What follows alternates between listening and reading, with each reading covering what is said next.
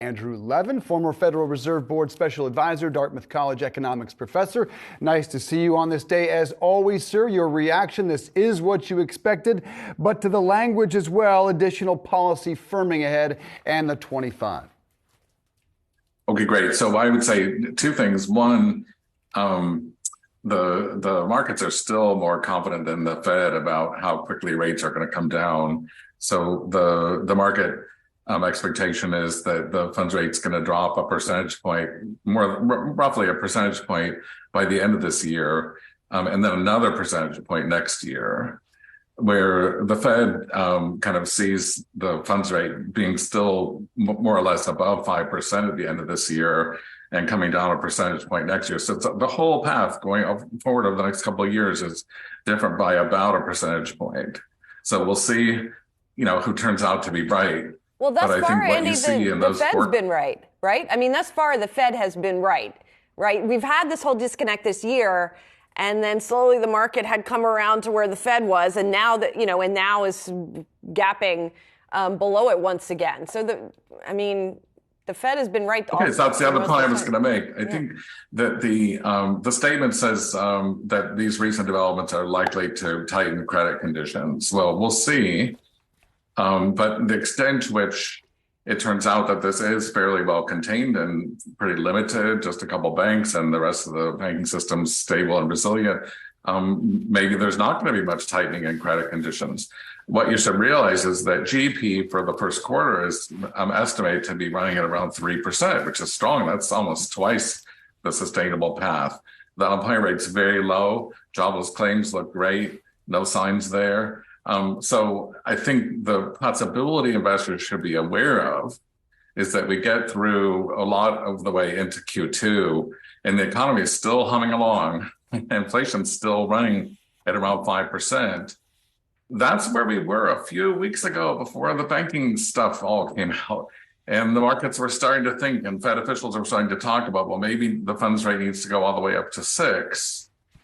I think people should be really aware here. That's still on the table. That's still on the table. Andy, when we talk about more the near term right now, the banking crisis, it sounds like you don't think this will add maybe stress to the banking system at all, right? The problem, so by the way, I'm old, so I remember 2008.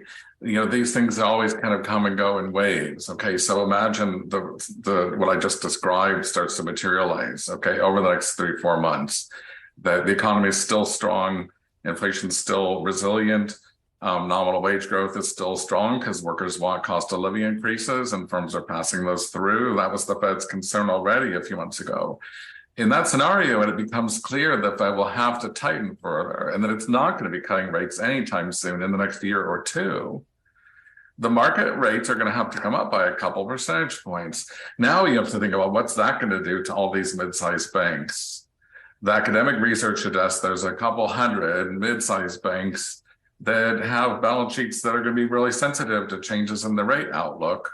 So we could be back in May or June in a situation where there's starting to be real questions again about those banks and what more does the Treasury or the Fed or FDIC need to do. And then there will be another lull. So this is not played out yet. There's still a long way to go. At the same time, do you think there has been a lot of hand-wringing over deposit flight to the larger banks, consolidation of power, and therefore potentially future risk down the road in the larger banks?